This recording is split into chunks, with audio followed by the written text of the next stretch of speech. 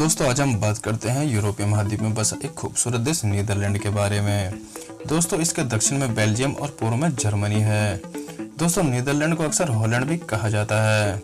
Dutch शब्द का उपयोग नीदरलैंड के निवासियों और इसकी भाषा के लिए किया जाता है। चलिए दोस्तों चलते हैं आज नीदरलैंड की सैर करने और जानते हैं इस देश की महत्वपूर्ण जानकारियाँ।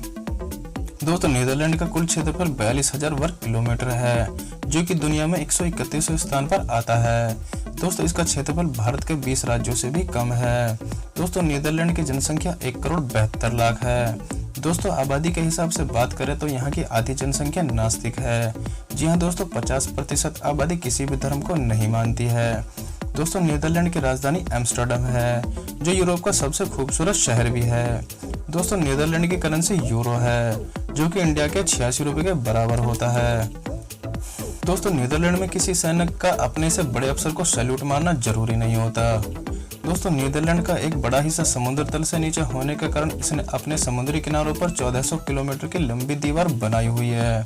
दोस्तों ताकि समुद्री पानी देश के अंदर दाखिल ना हो सके। अगर यह दीवारें हटा दी जाए तो 40% नीदरलैंड पानी में डूब जाएगा। दोस्तों नीदरलैंड के लोगों की कद की औसत लंबाई दुनिया में सबसे ज्यादा है।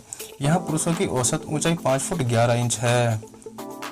दोस्तों नीदरलैंड पहला देश है जिसने समान लिंग के लोगों के विवाह करने को कानूनी दर्जा दिया है। दोस्तों यह कानून 2001 में बना था और इसके 1 महीने बाद ही 2 पुरुषों ने नीदरलैंड में शादी कर ली थी। दोस्तों नीदरलैंड यूरोप में सबसे ज्यादा सूअरों का मांस और इससे बने पदार्थों को दूसरे देशों में भेजता है। दोस्तों हॉलैंड नीदरलैंड के पश्चिमी भाग को कहा जाता है, लेकिन देश का आधिकारिक नाम नीदरलैंड ही है। दोस्तों नीदरलैंड में वेश्यावृत्ति को कानूनी मान्यता प्राप्त है, लेकिन शर्त यह है कि यहाँ लड़कियों की उम्र 18 साल और लड़कों की उम्र 16 साल या उससे ज्यादा होनी चाहिए। दोस्तों नीदरलैंड में क्राइम रेट बहुत कम है, इसलिए यहाँ 8 जेलों को बंद करना पड़ा था क्योंकि यहाँ अपराधियों की कमी थी। दोस्तों नीदरलैंड के हर शहर के मुख्य चौराहे पर एक क्रिसमस ट्री होता है। दोस्तों एक आंकड़ों के अनुसार एक डचवासी एक साल में 74 लीटर शराब पी जाता है। दोस्तों शराब पीने वालों में पुरुष ही नहीं बल्कि महिलाएं भी शामिल होती हैं। दोस्तों इस देश के इतिहास में साल 1672 को डिजास्टर ईयर कहा जाता है, क्योंकि इस साल इस पर इंग्लैंड और फ्रांस समेत कई राज्यों ने हमला कर पूरी तरह से बर्बाद कर दिया था। दोस्तों यह भी कहा जाता है कि नाराज डच के लोगों की भीड़ ने नीदरलैंड की हार की वजह से अपने ही प्रधानमंत्री को मारकर खा लिया था। दोस्तों नीदरलैंड के 86% लोग अंग्रेजी को दूसरी भाषा के तौर पर उपयोग करते हैं। दोस्तों डच लोग 400 ईस्वी से पनीर बनाते आ रहे हैं। इसके सिवा यह हर साल 7 अरब यूरो का पनीर निर्यात भी करता है, जो कि दुनिया में सबसे ज्यादा माना जाता है। दोस्तों इतना छोटा देश होने के बावजूद भी इसमें करीब 100 के करीब अजायब घर हैं। दोस्तों हवा से चलने वाली पवन चक्की का उपयोग पानी निकालने के लिए नीदरलैंड में सैकड़ों सालों से हो रहा है। दोस्तों यहाँ पर एक जगह कई 100 साल पहले की 1000 पवन चक्कियाँ आज भी मौजूद हैं, जो कि आज भी काम करती हैं। किसी समय इस जगह पर 10,000 के करीब पवन चक्कियाँ होती थी। दोस्तों नीदरलैंड का मौसम वर्षा वाला होने के कारण भी यहाँ के लोग छतरी की जगह रेनकोट का उपयोग ज्यादा करते हैं, क्योंकि जब बारिश आती है तो इसके साथ तेज हवा भी चलती है, जिसके कारण उनकी छतरियाँ उड़ जाती हैं। दोस्तों यहाँ के लोग साइकिल सबसे ज्यादा पसंद करते हैं। लगभग प्रत्येक व्यक्ति के पास एक साइकिल जरूर मिलती है। दोस्तों यहाँ के केवल 30% लोग ही खेतीबाड़ी करते हैं। दोस्तों देश की राजधानी एम्स्टर्डम में 1281 पुल हैं। दोस्तों नीदरलैंड इतना खूबसूरत देश है कि यहाँ हर साल 2 करोड़ से भी ज्यादा लोग घूमने आते हैं। दोस्तों डच भाषा में नीदरलैंड का मतलब लो कंट्री होता है। इसका 1/4 हिस्सा समुद्र तल से 1 मीटर से भी कम है। दोस्तों नीदरलैंड का राष्ट्रीय गान सबसे पुराना है।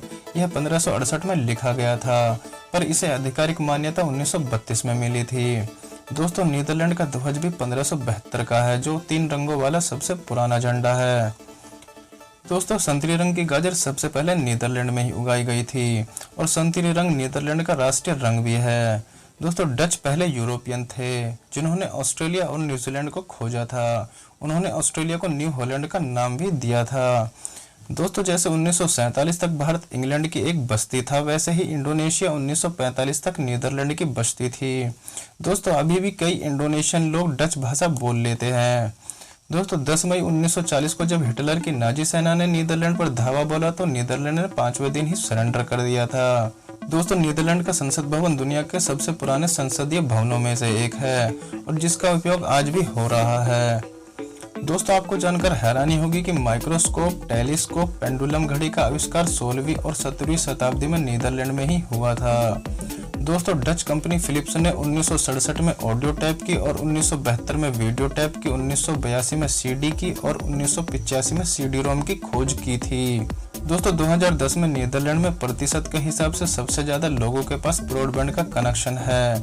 दोस्तों नीदरलैंड में कुल कारों में 55% और नॉर्वे में 53% इलेक्ट्रॉनिक कारें होती हैं। दोस्तों आप लोगों ने अक्सर सिटी में रोड पर चलने वाली बसेस तो बहुत सारी देखी होंगी, लेकिन कैसा रहेगा कि अगर वही सड़कों पर चलने वाली बसें पानी में भी चलने लगे।